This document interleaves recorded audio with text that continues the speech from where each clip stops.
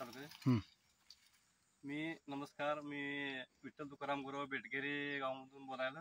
कर्नाटकमध्ये आमचं गाव आहे, खानापूर तालुका, बेळगाव जिल्हा.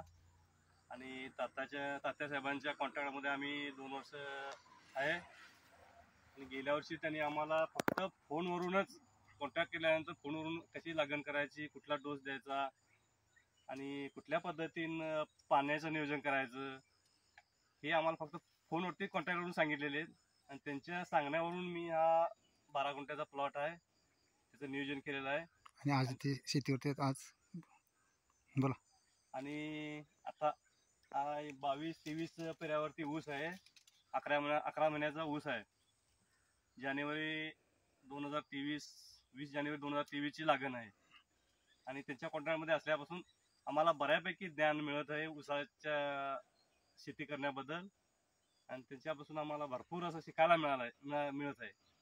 तेव्हा त्यांचे खूप खूप आभारी आहे आम्ही.